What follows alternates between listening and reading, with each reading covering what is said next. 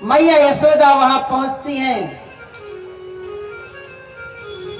ये तो गुस्सा, और ये महाशय गुस्सा होकर के बगल में वाले कमरे में जहां दही मक्खन रखा जाता वहां घुस गए, और बहुत बड़ा मटका था, बहुत बड़ा, कईयों पीढ़ियों का था वो। भगवान गुस्सा होकर के और एक पत्थर उठा करके धड़ाम वही मटके में मारा, पूरा दही जो है गिर गया पूरे कमरे में। अब उनका प्रतिबिंब में मणियों का तो महल था, तो भगवान अपने प्रतिबिंब को देख रहे हैं और उसी को खिला रहे हैं, खेल देखो खाओ। और वहां खूब बंदर रहते, सब बंदरों को खिलाते हैं। रामावतार में भगवान ने कहा था कि हम तो सेवा नहीं कर पाए, कृष्णावतार में आओ ब्रज में हम तुम्हारी सेवा करेंगे। और वही बंदर हैं, सबको खूब मक्खन खिला रहे हैं, दही खिला रहे हैं। इतने में माँ यशोदा आती है, हो ये कहाँ चला गया, अंदर देखा, अरे ये तो मेरे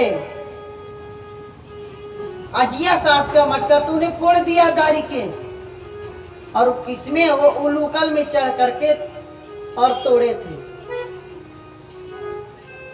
और मैया ने उठाया इतनी बड़ी डंडी और इनको दौड़ा लिया, ये आगे आगे मैया पीछे पीछे, और ये भाग रहे हैं। जो मालती पुष्प है ना, मालती पुष्प अपने आप गिर गिर करके मैया के चरणों में गिर रहे हैं। मैया धन्य हो, कितनी सौभाग्यशाली हो, जिस परमात्मा के पीछे एक दर्शन प्राप्त करने के लिए करोड़ों करोड़ों वर्ष ऋषि मुनि अपना जीवन खपा देते हैं, तो एक झलक पाते हैं, वो भी नहीं पाते हैं। और मैया तो उसी आज ब्रह्म को, उसी परमात्मा को डंडे लेकर के दौड़ाई है। तो माँ हम तुम्हारे मस्तक में नहीं, सिर में नहीं, हम तो तेरे चरणों में चढ़ने वाले हैं।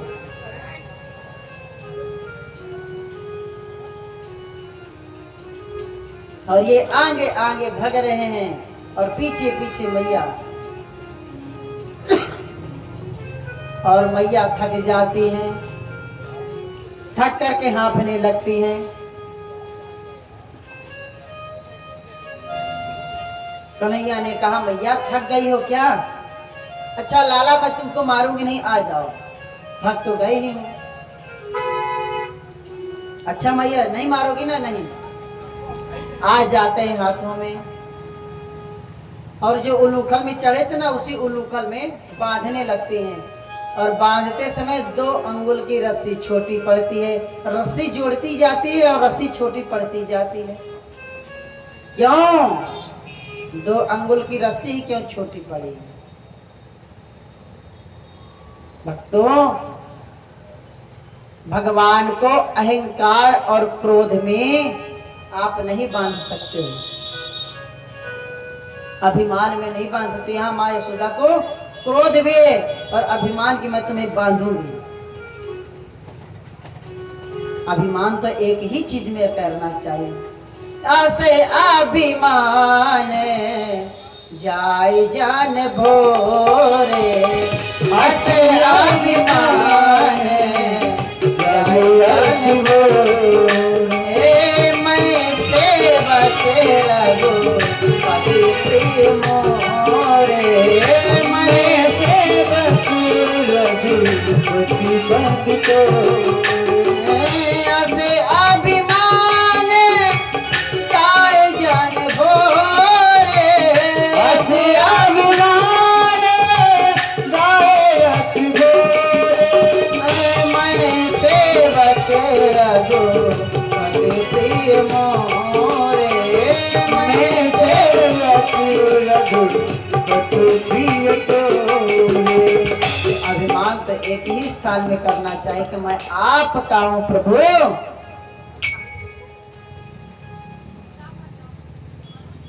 भगवान ने कहा मैया मैं अपने हाथ से बांध लूं क्या? बोले अच्छा बांधो। और भगवान ने अपने आप ही दिखाया किस तरह बांधो बन जाते हैं। इतने में बलराम को पता चलता है।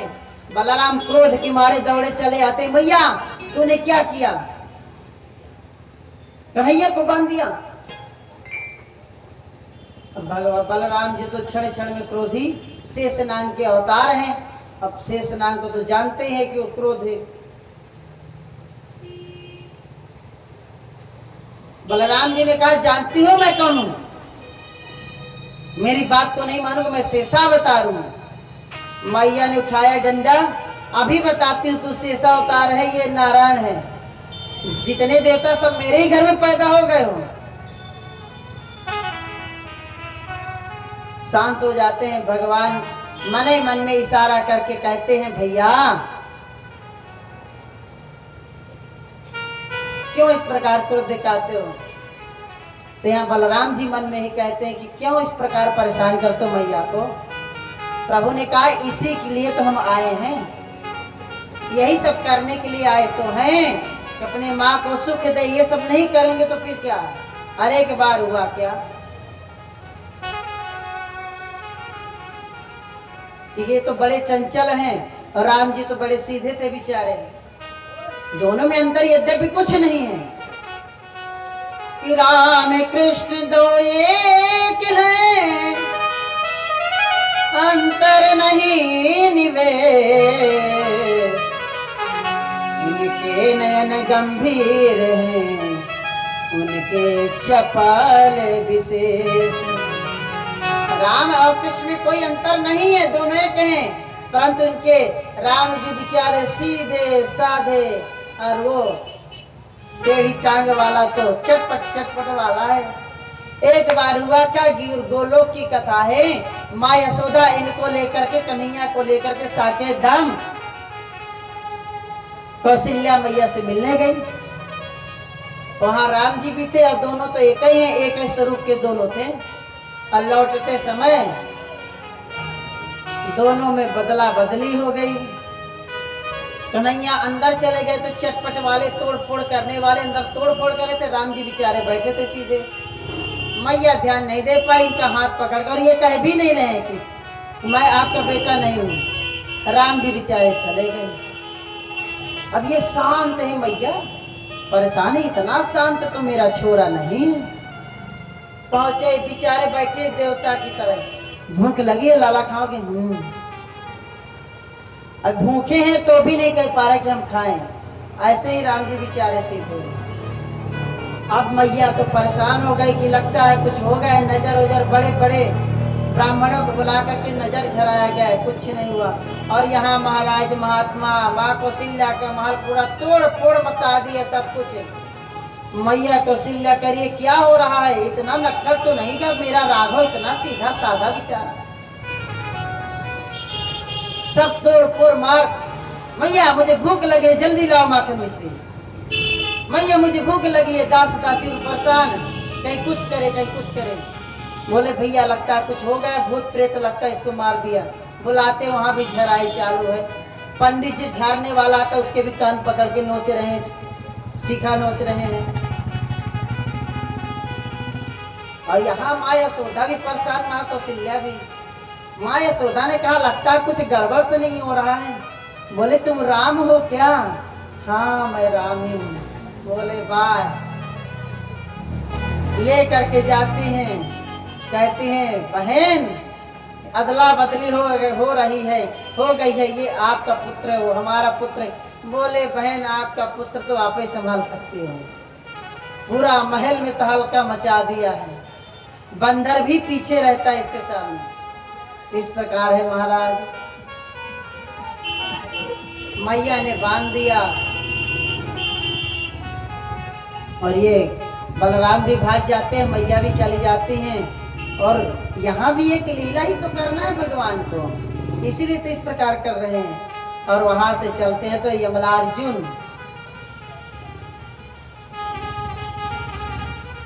वृक्ष रहते हैं दोनों, उनके बीच से भगवान निकलते हैं। और वो जो जिसमें बंधा था गुरु का वो फंसता है और दोनों वृक्ष धड़ाम से टूट जाते हैं। ये दोनों वरुण देवता के पुत्र रहते हैं और दोनों नग्नावस्था में स्नान कर रहे थे। नारद जी को देख करके भी इनको लज्जा नहीं आई, हंसते रहे। उन्होंने श्राप दिया कि तुम ठूठ रह गए, नग्नावस्था में जाओ, तुम वृक्ष हो जाओगे। रोने लगे, मेरा उद्धार करो प्रभु। बड़ी गलती के बोले चिंता मत करो, भगवान स्वयं कृष्णावतार में तुम्हारा उद्धार करेंगे। यही अमलार्जुन दो महापुरुष निकलते हैं, भगवान की बहुत सुंदर स्तुति करते हैं। ये हम लोगों के लिए बहुत ही सुंदर ज्ञान देने वाली स्तुति है कि बाणे गुणानुकथने श्रवण कथाया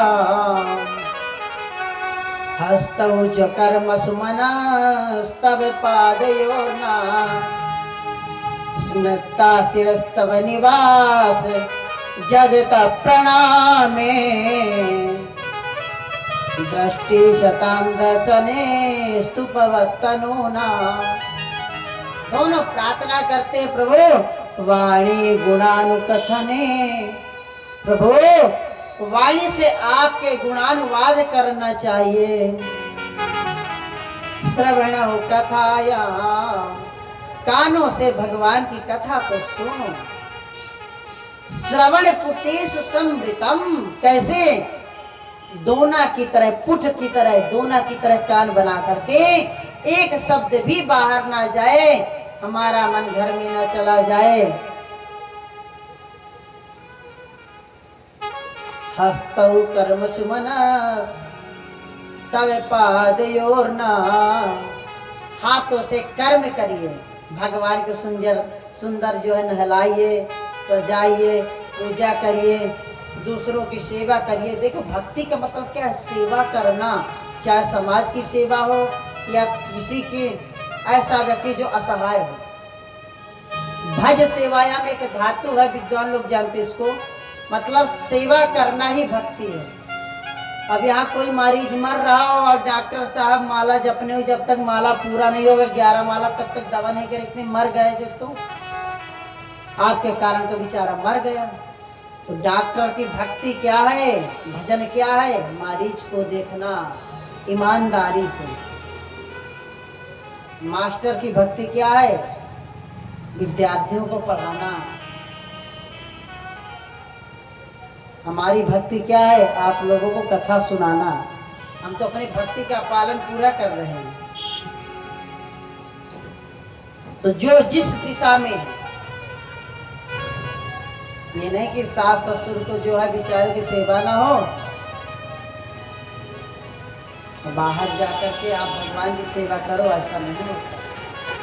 सबसे प्रथम उनकी सेवा करो, तब भगवान भी प्रसन्न होते हैं। हर बेटे का कर्तव्य हो अपने माता पिता की सेवा करें। स्मृता हस्तौ च कर्म सुमनस्तव पादयोर्ना, अपने पैरों से भगवान का भजन कैसे, चल करके परिक्रमा लगाइए, चारों धाम जाइए, कथा श्रवण करने के लिए आइए। और आगे बहुत सुंदर कहते हैं, स्मृता शिरस्तव निवास, अपने सिर को भगवान के चरणों में झुकाइए। शिरस निवास जगत प्रणामे, और जगत को प्रणाम करिए जो प्रणाम करने योग्य हो। आजकल तो ब्राह्मणों को भी, पंडितों को भी प्रणाम नहीं करते हैं, बैठे रहते हैं। हाँ आइए पंडित जी, पंडित जी आए हैं बेचारे पूजन पाठ कराने, आइए पंडित जी बैठे हैं लाड साहब की तरह। क्या हुआ, आप सम्मान करो, आप दक्षिणा दे दिए 500 1000 तो आप पंडित जी कल्याण हो गया। पहले ही आप पाप कर बैठे। ब्राह्मण, भगवान ने कहा आचार्य माँ बीजानीयात, एकादश स्कंद में आएगा, ब्राह्मण के रूप में मैं ही हूं। जो ब्राह्मण विरोधी होगा, संत विरोधी होगा, समझ लो साध वो हृदय मह्यम, साधु नाम हृदय तो हम, साधु मेरे हृदय हैं और मैं हृदय हूं, साधुओं का हृदय हूं।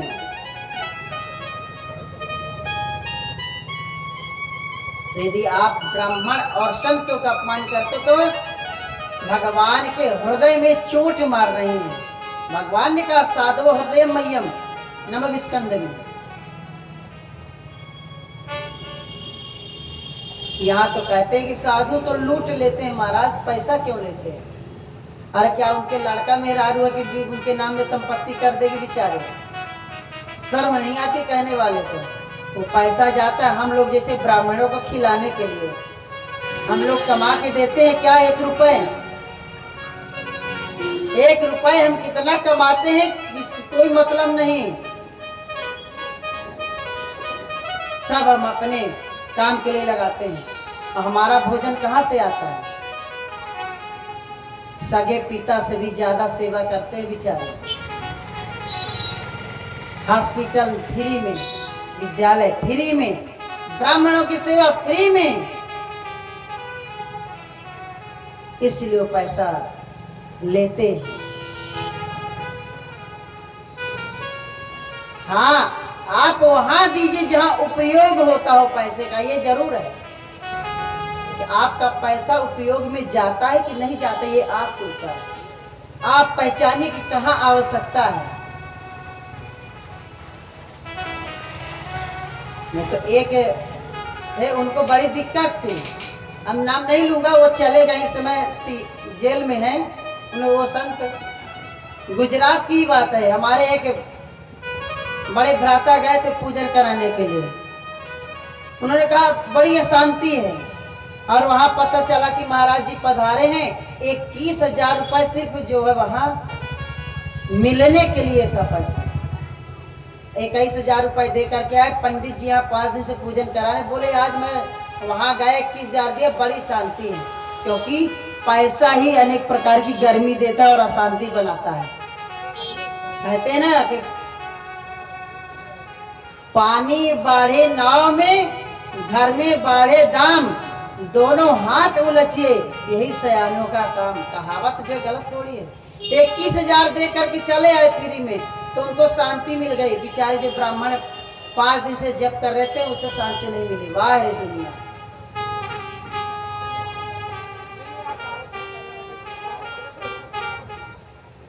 जगत की दृष्टि कितनी बेकार हो गई है। एक सेठ जी के पुत्र नहीं हो रहा था। ब्राह्मण देवता से आशीर्वाद लेने गए, गुरुजी मेरे पुत्र नहीं हो रहा। ठीक है, आशीर्वाद दिया, पुत्र हुआ। सेठ जी बहुत सुंदर उत्सव मनाए। अब यहाँ रमजनिया नामक नर्तकी को बुलाते हैं। ओरिजिनल कहानी है और अंग्रेजों के समय की घटना। किसी ने कहा सेठ जी जिनके आशीर्वाद से पैदा हो उसको भी तो बुला लीजिए, उन गुरुजनों को। बोले हाँ हाँ हाँ। बुलाया गया भैया। ब्राह्मण देवता का आसन लगा दिया, आगे यहाँ नाच शुरू हो गई। तो बेचारे निकल ही न पाए। रात भर राम राम करते करते किसी तरह दिन रात बीती। सुबह उठे बेचारे, मैं जाऊंगा जल्दी से। बोले ठीक है। बर विदाई 30 रुपए, उस समय 30 रुपए दिया था। और जो रमजनिया नर्तकी वो 300 में आई हुई थी। रात भर में 2-3 घंटे जो नाची 300 में आई थी। जिनकी कृपा से हुआ है उसे 30 रुपए देकर के विदाई हो रही है। लालसा नहीं थी ब्राह्मण को। किसी ने कहा वो चल दिए बेचारे, पैसा जो भी दक्षिणा मिला। किसी ने कहा 2 शब्द सुन भी तो लीजिए गुरु जी से। उन्होंने कहा 2 ही बातें करूंगा, उसके बाद नहीं, आप लोग आनंद लीजिए। या की फूटी जगत की कहा करे जगदीश, रमजनिया को 300, रामदास को 30। विवाह होता है तो डीजे वाला गेस्ट हाउस ले लेता है। और देखिए ब्राह्मण की दक्षिण समय रात में सब बढ़िया सूट बूट वाले दिखेंगे। जब दक्षिणा का समय आता है पता नहीं कहाँ से ढूंढ लाते, बूढ़ा आता है गांव का। अरे पंडित जी इतना ना होई, 1 घंटे के लिए बजा कर को जाता है डीजे वाला, ले जाता 25-50 हजार रुपए, जो संस्कार जीवन भर के लिए देता है। लालसा की नहीं, ये बता रहे हैं, यही सत्य है। हमारा दक्षिणा क्या है? यज्ञ नारायण की पत्नी है। आप ये बताइए, आपको कुर्सी में बैठा दे और आपके पत्नी को अपमान कर दे तो आप वहां बैठोगे? तो चाहे विवाह हो चाहे पूजन हो, यज्ञ है और पत्नी को दक्षिणा जो है बराबर होना चाहिए ना। इसी में लिखा है कि जैसे बेटी का विवाह हो उस प्रकार भागवत में खर्चा करना चाहिए, महात्म्य में। नहीं तो वो फल नहीं मिलता। कहते हैं पंडित जी हमने खूब पूजन पाठ करा, फल नहीं हुआ। अरे फल कहाँ से हो? आप उसके अनुसार दक्षिणा भी तो नहीं दी।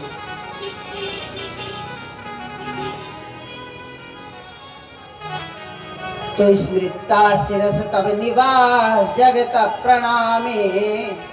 तो प्रणाम करना चाहिए जगत को जो प्रणाम करने योग्य हो।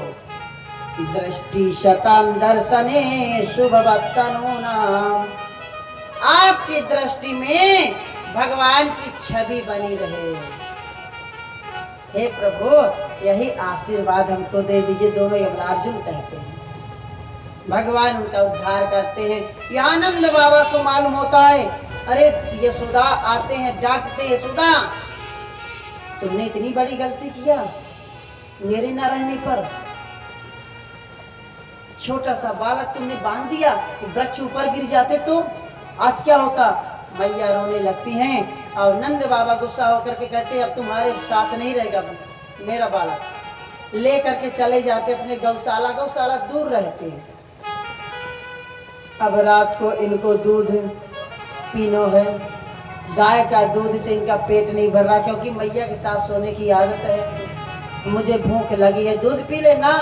मैया के दूध के बिना नींद नहीं आवेगी। बाबा ने कहा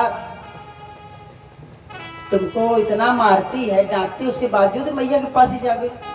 नहीं मान रहे। आधी रात को लेकर के मैया के पास पहुंचते हैं भगवान। और यहाँ आनंद बाबा कहते हैं यशोदा कि तुझी से संभलेगा। माँ कितना भी डांटे परंतु बेटा माँ के पास ही दौड़ता है, बाप के पास कभी नहीं जाता।